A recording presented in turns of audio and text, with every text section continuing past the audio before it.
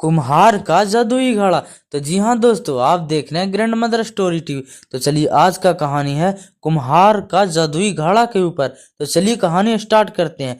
कहते हैं इस दुनिया में हर चीज वैसी नहीं होती जैसी दिखाई देती है। कुछ साधारण चीजों के भीतर भी ऐसा रहस्य छुपा होता है जो इंसान की नीयत, लालच और सच्चाई को परख लेता है। आज की यह कहानी है एक गरीब कुम्हार, एक पुराने टूटे से घड़े और उस जादू की जो दौलत नहीं बल्कि इंसानियत पैदा करता है। यह कहानी है कुम्हार का जादुई घड़ा। बहुत समय पहले की बात है। एक छोटा सा गांव था, सिरियामापुर। गांव भले ही छोटा था, लेकिन वहां के लोग सीधे साधे और मेहनती थे। इसी गांव में रहता था एक कुम्हार, नाम था सिब्बू बाबा। सिब्बू बाबा के पास ना जमीन थी, ना धन दौलत, ना कोई बड़ा परिवार। उसके पास था तो बस एक चाक, थोड़ी मिट्टी और ईमानदार मेहनत।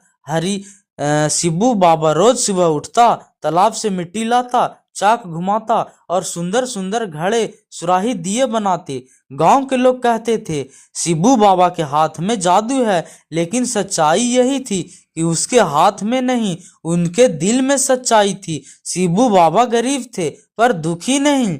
उनकी झोपड़ी छोटी थी लेकिन मन बड़ा था।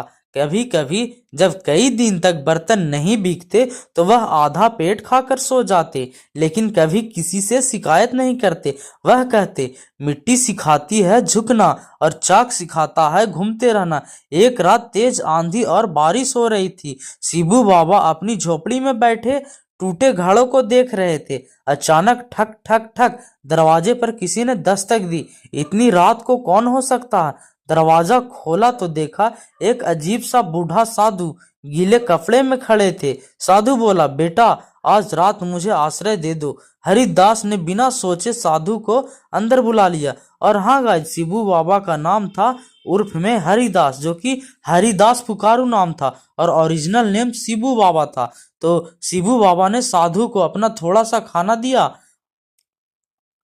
सूखा बिस्तर दिया। साधु सब कुछ ध्यान से देख रहा था। खाने के बाद साधु ने पूछा, तुम इतने गरीब होकर भी इतने संतुष्ट कैसे हो? शिबू बाबा मुस्कुराया, बाबा जिन्हें काम में जीना आ जाए वे ही असली अमीर होते हैं। साधु की आंखों में चमक आ गई। रात गहरी हो चुकी थी। साधु उठे और झोपड़ी के कोने में रखे एक टूटे पुराने घड़े की ओर इशारा किया। बोले, इस घड़े को संभाल कर रखना। शिबू बाबा चौंक गए। बाबा यह तो टूटा है। साधु मुस्कुराया, यही तो इसकी खासियत है। इतना कहकर साधु ने घड़े पर हाथ रखा और मंत्र पढ़ा। अचानक घड़ा चमकने लगा।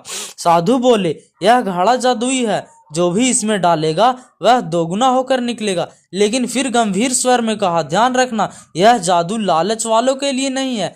इतना कहकर साधु हवा में विलीन हो गए। अगली सुबह शिबू बाबा को यह सब सपना लगा। उसने घड़े में एक सूखी रोटी डाली। कुछ देर बाद दो रोटियां बाहर आ गई। शिबू बाबा कांप गया। शिबू बाबा ने निश्चय किया, मैं इसका दुरुपयोग नहीं करूंगा। वह जादुई घड़े से गरीबों के लिए खाना बनाने लगे।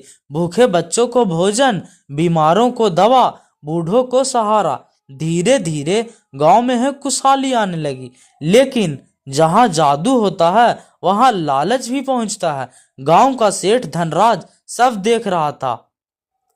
उसने घड़ा पाने की योजना बनाई। एक रात धनराज ने अपने आदमियों से घड़ा चुरा लिया। उसने सोचा, अब मैं राजा बन जाऊंगा। धनराज ने सोना घड़े में डाला, लेकिन बाहर आया पत्थर। उसने और डाला और डाला। अचानक घड़ा फट गया और धनराज बेहोश हो गया।